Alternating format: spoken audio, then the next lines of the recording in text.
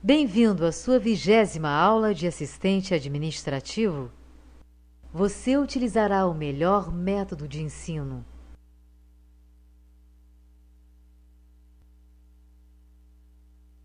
Serviço postal. O correio é um sistema de comunicação que envolve o envio de documentos, cartas, faturas e encomendas entre um remetente e um destinatário, que podem estar numa mesma cidade ou em lugares muito distantes entre si. A princípio, o serviço postal pode ser privado ou público. Governos podem instituir restrições para que empresas privadas assumam o sistema postal. Desde a metade do século XIX, o sistema postal nacional passou, geralmente, a ser estabelecido por monopólios governamentais através de um papel pré-pago que era na forma de estampas adesivas, os selos. Em geral, os monopólios governamentais apenas entregavam as encomendas para prestadoras de serviços e estas responsáveis pela entrega da encomenda até o endereço correto. Comunicação através de documentos escritos carregados por um intermediário até outro lugar certamente data-se anteriormente à invenção da escrita. Contudo, o desenvolvimento formal do sistema postal ocorreu muito depois.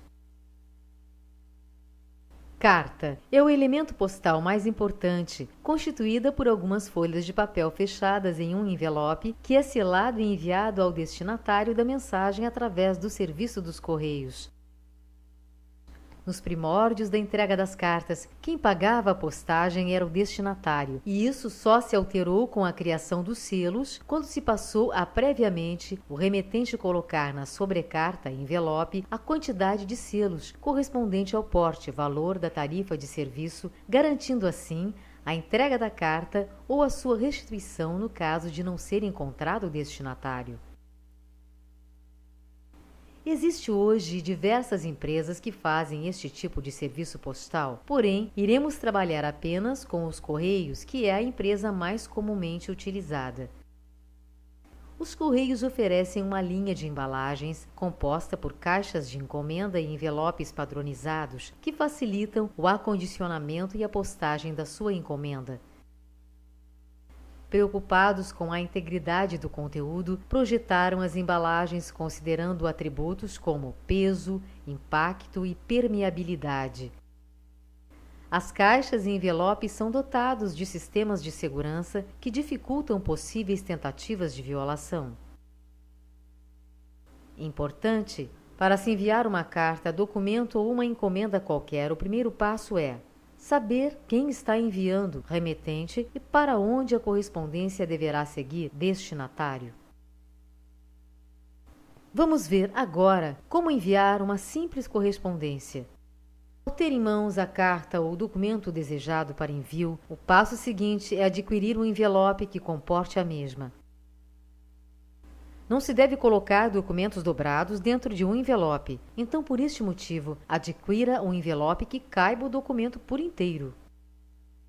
Existem hoje no mercado diversos tipos de envelopes. O que você deve realmente prestar atenção é algumas recomendações feitas pelos Correios para que sua encomenda chegue ao seu real destino sem problemas. Veja na tela a seguir como preencher devidamente um envelope.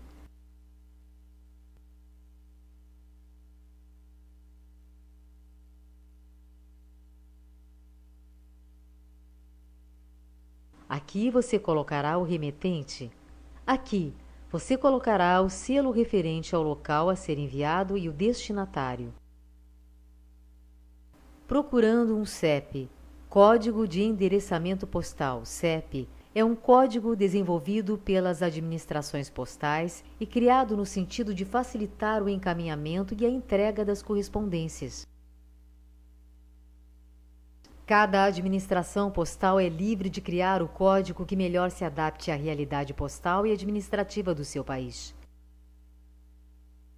Existem diversos tipos de código postal, quer puramente numéricos, quer misturando letras e números, por exemplo, o Código Postal Britânico.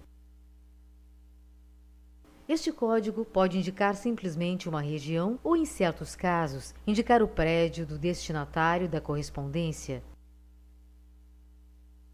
Código de Endereçamento Postal Brasileiro. 1. Histórico. O Código de Endereçamento Postal, CEP, com estrutura de 5 dígitos, foi criado pela Empresa Brasileira de Correios e Telégrafos em maio de 1971. Sua divulgação ao público em geral ocorreu com a publicação do Guia Postal Brasileiro, edição 1971. Em maio de 1992, sua estrutura foi alterada para 8 dígitos e oficializada junto ao público em geral com a publicação do Guia Postal Brasileiro, edição 1992.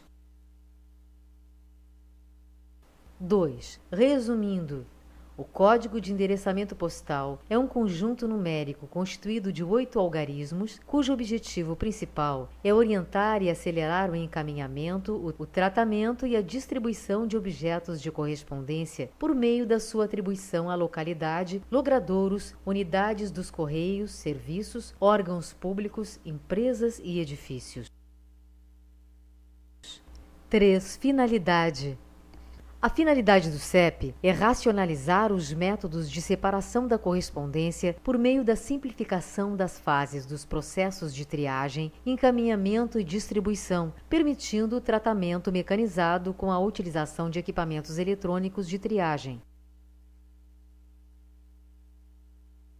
4. Estrutura. O CEP está estruturado segundo o sistema decimal, sendo composto de região, sub-região, setor, subsetor, divisor de subsetor e identificadores de distribuição, conforme demonstrado a seguir.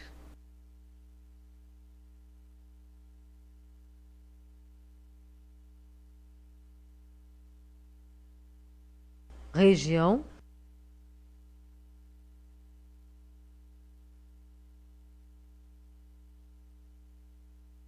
sub-região,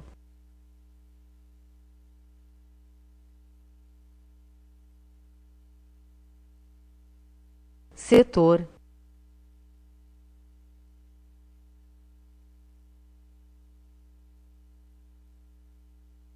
subsetor,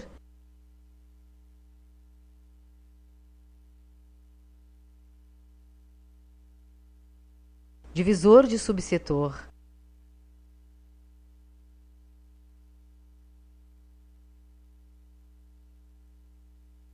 dígito de união.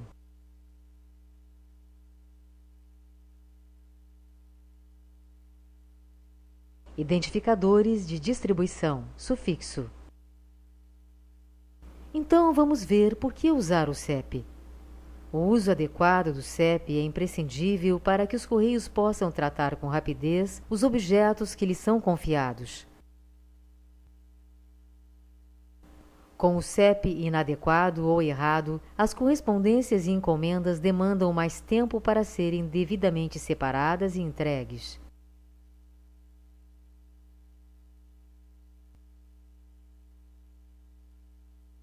Há ainda a possibilidade de algum objeto ser entregue em endereço indevido, dada a existência de mais de uma rua com o mesmo nome numa cidade.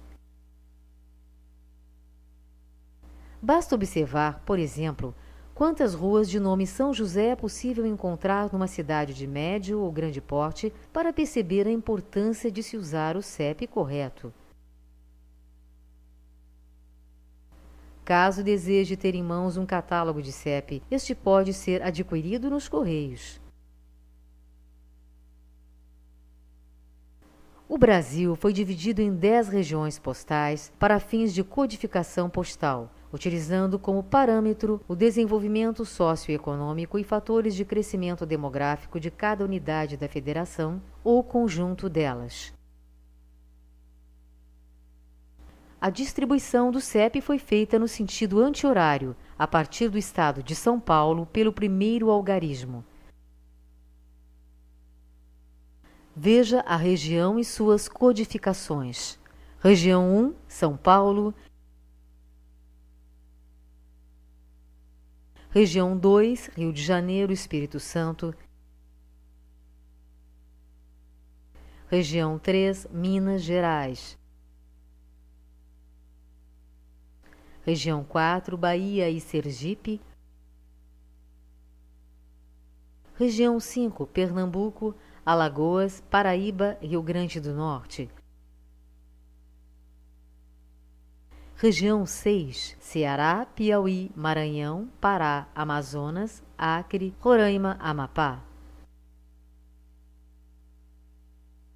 Região 7, Distrito Federal, Goiás, Tocantins, Mato Grosso do Sul, Rondônia. Região 8, Paraná, Santa Catarina. Região 9, Rio Grande do Sul. Região 0, Interior de São Paulo.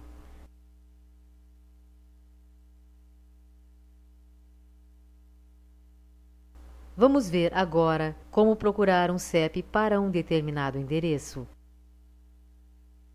Dê um clique duplo no ícone Internet Explorer. Relatórios.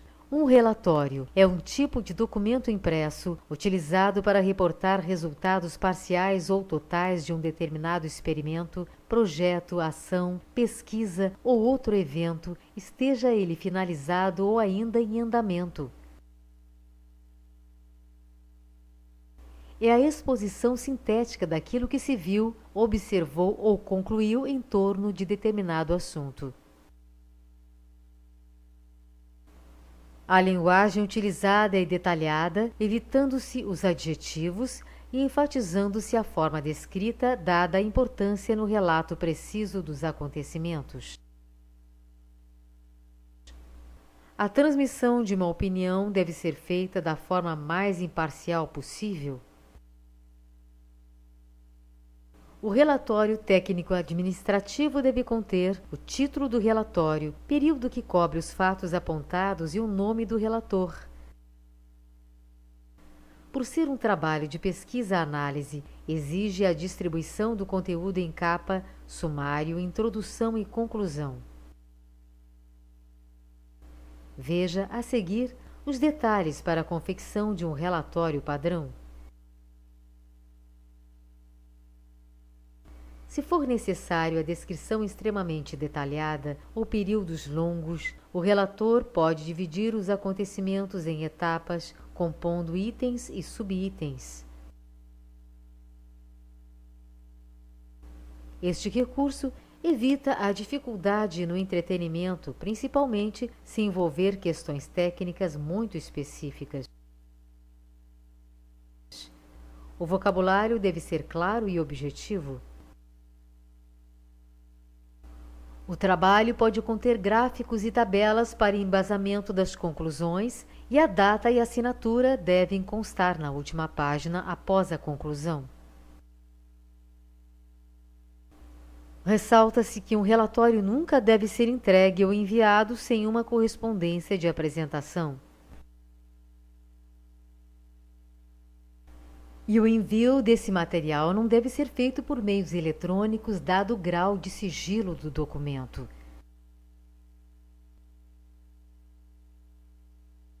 Veja a seguir os detalhes para a confecção de um relatório simples. Peça ao professor o relatório de número 1